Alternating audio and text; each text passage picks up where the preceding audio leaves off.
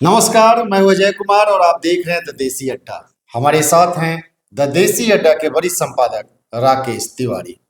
देखिए, बिहार की राजनीति में मुस्लिम वोटरों का एक अलग फैक्टर है और इस उपचुनाव में मुस्लिम वोटरों के तेवर कुछ अलग ही है, जिसके कारण आरजेडी की नींद तो उड़ गई है, चैन भी छिन गया है।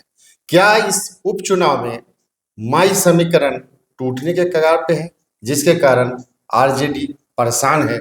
आज इसी विषय पे हम चर्चा करेंगे और विस्तृत जानकारी प्राप्त करेंगे अपने संपादक राकेश तिवारी से। तो आइए बात करते हैं और पूरी कहानी समझते हैं। नमस्कार राकेश जी, कैसे हैं? धन्यवाद आपको जी आज आपने जो चर्चा का विषय उठाया है, वास्तव रूप से ये बड़ा गंभीर विषय है, खास करके आरजेडी के लिए, क्योंकि आरजेडी की नींद और चैन सब उड़ चुका है। इसलिए उड़ चुका है कि बिहार के 4 क्षेत्रों में जहां उपचुनाव हो रहे हैं, वहां मुस्लिम वोटों का समीकरण पूरी तरह से गड़बड़ा गया है। गड़बड़ा इसलिए गया है क्योंकि मुस्लिम वोटरों के पास इस बार विकल्प है और उस विकल्प के सहारे मुस्लिम वोटर क्या बिहार की राजनीति में इस बार खेला करने जा रहे हैं, उपचुनाव में क्या वे नया प्रयोग करने जा रहे हैं, ये सोच सोचकर आरजेडी की परेशानी बढ़ी हुई है। अब देखिए, 3 क्षेत्र जहां मुस्लिम वोटरों का प्रभाव वाला इलाका है और 3 क्षेत्रों में जहां स्थितियां गड़बड़ होने की संभावना है, वहां के बारे में हम बताएंगे आपको। आप देखिए कि बिहार की राजनीति में आप जब भी बात करेंगे तो मुस्लिम वोटर एक अहम रोल में होते हैं और इसी का नतीजा है कि 90 के दशक से लेकर अब तक लालू प्रसाद यादव की राजनीति बिहार में जिंदा है। कभी जवान थी, कभी बुलंद थी, आज जिंदा है। तो जिंदा इसलिए है क्योंकि मुस्लिम वोटर जो है वो आरजेडी के साथ चिपके हुए हैं। लेकिन पिछले कुछ समय से ऐसा देखने को मिल रहा है कि जहां जहां मुस्लिम वोटरों को विकल्प मिला है, वो उस विकल्प के साथ जा रहे हैं। वो आप पूर्णिया का लोकसभा चुनाव देख लें, आप सीवान का लोकसभा चुनाव देख लें या रुपौली के विधानसभा का चुनाव देख ले, मुस्लिम वोटर आरजेडी से छिटका है और पूरी तरह आरजेडी को बाइकाट कर दिया है। अब जब 4 क्षेत्रों पर बिहार में उपचुनाव हो रहा है, जहां से सांसद चुन लिए गए विधायक, तो वो बेलागंज, इमामगंज, रामगढ़ और तरारी, ये 4 क्षेत्रों में जहां भी इस बार चुनाव हो रहे हैं, वहां प्रशांत किशोर ने अपने प्रत्याशी खड़े कर दिए हैं।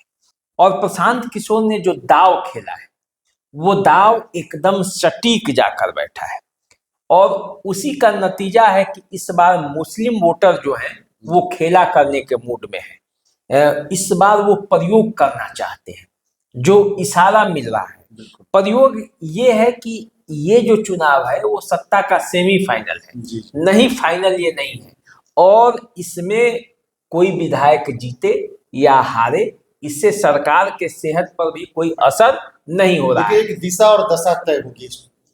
हाँ, देखिए, दशा और दिशा जो तय होगी वो तो होनी ही है, लेकिन सरकार के सेहत पर असर नहीं होने वाला है। न तेजस्वी यादव अपनी सरकार बना लेंगे 4 सीट जीतकर और न नीतीश कुमार की सरकार गिर जाएगी। जब ये दोनों काम नहीं होना है, तब मुस्लिम ये सोच रहा है कि क्यों नहीं जो हमारा प्रयोग है, हम बिहार की राजनीति में क्यों नहीं एक नए प्रयोग करके देख ले, हाँ, अपनी शक्ति को फिर से देखते हैं, एक तौलते हैं कि उस पे खरा उतर पा रहे हैं कि नहीं उतरेंगे। तो जो 25 का विधानसभा चुनाव है उसमें मन मिजाज जो है वो बनाएंगे। देखिए, दरअसल होता ये रहा है कि बिहार में मुस्लिम अब पिछले कुछ समय से, जब से मान लीजिए कि बीजेपी का उभार हुआ है, तब से बिहार की राजनीति में इग्नोर होते रहा है। जितनी उसकी संख्या है, अब उतनी हिस्सेदारी उसको नहीं मिल रही है और आरजेडी और कांग्रेस जैसी पार्टियां भी उनको इस डर से कैंडिडेट नहीं बनाती है कि यदि जिस क्षेत्र में उसे कैंडिडेट बनाएंगे तो वहां पे हिंदू मतों का गोलबंदी हो जाएगा और उस कैंडिडेट का विरोध हो जाएगा, वो हार जाएंगे। तो आप देखे होंगे लोकसभा चुनाव में काफी कम संख्या में पिछले वर्षों के तुलना में इस बार जो है आरजेडी ने भी मुस्लिम प्रत्याशी को कम उतारा था। सीवान में कट गया, दरभंगा में कट गया, जहां से मुस्लिम प्रत्याशी अक्सर होते थे, शिवहर में होते थे, तो उन सब जगहों से काट दिया गया। तो जब सत्ता में हिस्सेदारी नहीं मिल रही है मुसलमानों को, तो इसलिए वो एक प्रयोग करके देखना चाहते हैं और प्रशांत किशोर इसमें सबसे बड़े उत्प्रेरक के रूप में सामने आए हैं। एक विकल्प के रूप में उनके सामने ये सारा जो खेल चल रहा है उसके पर्दे के पीछे यदि एक व्यक्ति है तो उस व्यक्ति का नाम प्रशांत किशोर है। और प्रशांत किशोर ने जो दाव चला है, अब देखिए बेलागंज में प्रशांत किशोर ने अमजद मुखिया को चुनावी मैदान में उतारा है, और जब से अमजद मुखिया चुनावी मैदान में उतर गए हैं तब से बेलागंज का समीकरण गड़बड़ा गया है। वहां माई समीकरण टूटने के कगार पे है। जहां भी प्रशांत किशोर की बैठक हो रही है वहां मुसलमानों की भारी भीड़ उमड़ रही है, और ये देख देख कर राजद का हार्ट बीट जो है वो बढ़ जाता है। जैसे देखते हैं कि प्रशांत किशोर के साथ मुस्लिमों का एक मुश्त वोट जा रहा है, तो वैसे ही आरजेडी का हार्ट बीट बढ़ता है, और आरजेडी बड़े बड़े मुस्लिम नेताओं को अब वहां लगा रही है कि किसी तरह मैनेज किया जाए, किसी तरह माई समीकरण को बचाया जाए, नहीं तो दाव कहीं उल्टा न पड़ जाए। क्योंकि देखिए ये जो 4 सीट पर चुनाव हो रहा है, इन 4 में से 3 सीट महागठबंधन के ही है, और जब महागठबंधन के ही 3 सीट है तो उस पर यदि महागठबंधन अपना कब्जा नहीं करेगा तो इसका संदेश विधानसभा चुनाव में जो 25 के हैं बड़ा गलत जाएगा, और हो सकता है कि हवा बिगड़ जाए। और इसीलिए वो चाहते हैं कि इस बार कम से कम मुस्लिम इंटैक्ट रहे, ताकि जो 25 का चुनाव है उसमें संदेश ऐसा न चल जाए कि मुस्लिम यदि आरजेडी को छोड़ देता है और अलग जाता है तो एक अलग दिशा में सफलता पाई जा सकती है।